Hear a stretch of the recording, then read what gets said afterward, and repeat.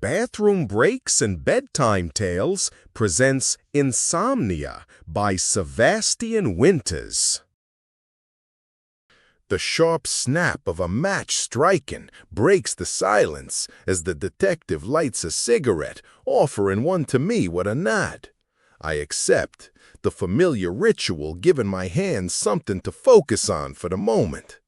I perch the tip on my bottom lip like I've done 1,000 times and strike a match of my own.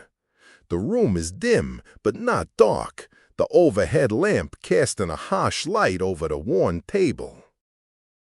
The detective in front of me is built like a walrus, and his large black mustache completes the illusion.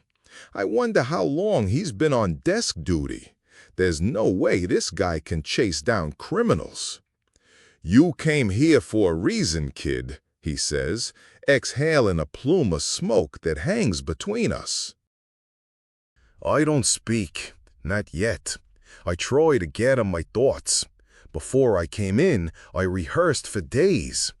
But the reality of the moment clips my tongue and scrubs my memory faster than an eraser wipes chalk from a schoolroom board.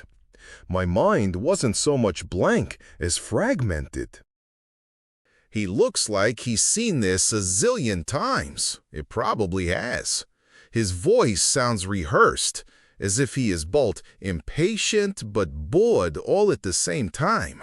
Not annoyed, but adjacent. His eyes tell a different tale. He's paying attention. Let's start with what's on your mind. I take a drag, letting the smoke fill my lungs before I exhale slowly and find my words. I was there the night Victor La Rosa died, I say, my voice steady but low. The detective raises an eyebrow, a flicker of incredulity crossing his face before he takes another slow drag. "What happened?" he asks after a long pause, his tone even, inviting me to fill the silence. My mind drifts back instantly, the present moment fading as I'm pulled into that cold night outside La Rosa's office, the weight of desperation heavy on my shoulders, and the memory of his cruel laughter echoing in my ears. I stand outside the well-connected mob lawyer turned loan shark's office, the cold night air biting at my skin. The sign on the front is professional, unassuming, the antithesis of the man himself, Victor D. La Rosa, attorney at law. The city's distant hum feels a world away as I gather the courage to confront him. Every step toward the door feels like I'm wading through molasses, the weight of my family's desperation pressing down on me. I push the door open, the creak louder than I expected. La Rosa looks up from his desk, his eyes narrowing as he recognizes me. He pulls a fat, half-smoked cigar out of his mouth and sets it down gently on the edge of a silver ashtray. I gulp and try to suck in a lungful of air despite the thick smoke permeating the room. It seems like an eternity before Victor breaks the silence. "Well, what the fuck do you want, kid?" he asks disdainfully. "Ain't got all night." He leans back in his chair, dark eyes glaring from beneath thick, darker eyebrows, split by a bulbous nose, framed in a square, pock-marked face. "I know our payment is due tomorrow, but I need more time, just a couple of days," I manage to say, my voice trembling despite my attempts to sound resolute. "My dad is sick. Work at the factory is dried up. It's been really rough. These payments are killing us." He laughs, a cold, mirthless sound that cuts through me. "So you want my patience? You need more time? You don't have no money, and you come to me the night before the payment is due and expect what? You expect you're gonna turn your problem into mine?" he asks. "You got some nerve, kid." "Mr. La Rosa," I start. "I promise we—" He interrupts me. "I ought to pistol whip you right here. What, your old man is such a coward that he sent a boy to do a man's work? He couldn't come here and ask me this favor himself? Fuck you, kid, and fuck your old man. He either pays me what he owes me, or he pays the price." The next few moments still feel like a dream, like something that can't be real, as if I were watching someone else. I reach into my coat pocket, my fingers brushing the cold metal at a gun I brought. Just to scare him, I tell myself. Just to make him understand. But now I pull it out. I point it at him. He laughs as if he's looking at the funniest thing in the world. His laughter fades into a sneer. "You think you can scare me? You're out of your depth, kid. Now put that thing away before you piss me off." He starts to reach slowly under his desk.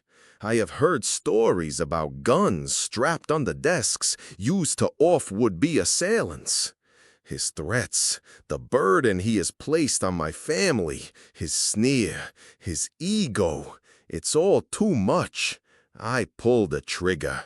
The bullet rips through his shoulder and slams into a steel file cabinet behind him. His face registers shock, then rage. He begins to rise. I fire again. This time, the bullet strikes him in the forehead. I fire again, and again, and again.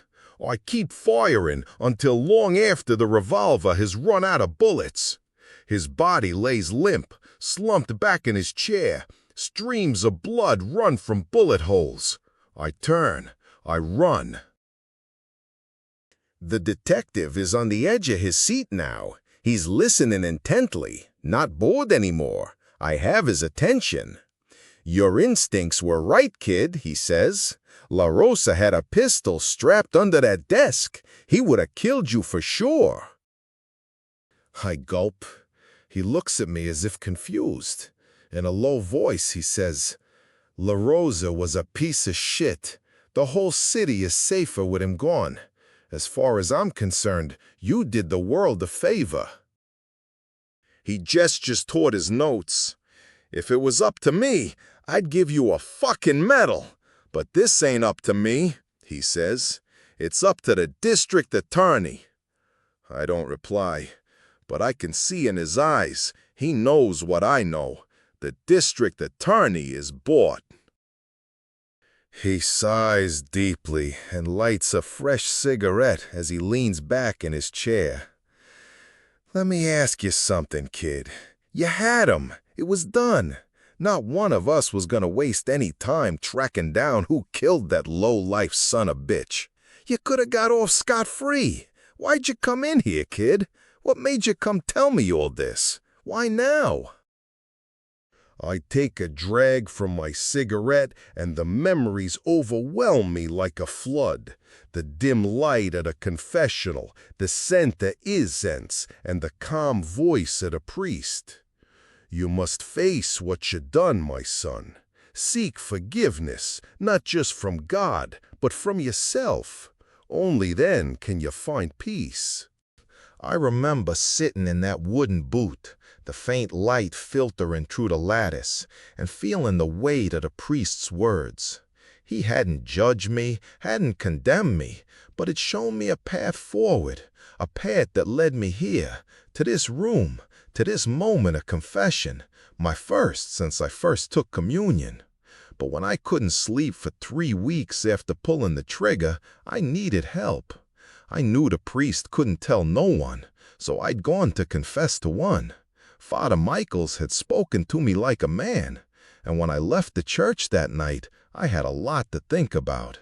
I thought at least I'd be able to sleep, but I was wrong. So I'd come here tonight. I meet the detective's eyes, the weight of my decision settling in, knowing instinctively this detective is a straight shooter. There will be no retracting my confession. Because I couldn't live with it any longer, I say at last. I need to face what I did. The priest helped me see that. The detective nods, snuffing out his cigarette as he pulls out his notepad. All right, kid, let's get it all down, step by step. As I recount every detail, the weight on my chest lightens just a little. The path ahead is uncertain, but for the first time in months, I feel like I can breathe. I suspect the DA will probably recommend life. And then there's the mob. They might preempt the DA once they hear and decide debt. But that's out of my hands now, completely. When I am booked and processed and finally laid down in the holding cell they take me to, I close my eyes and I sleep.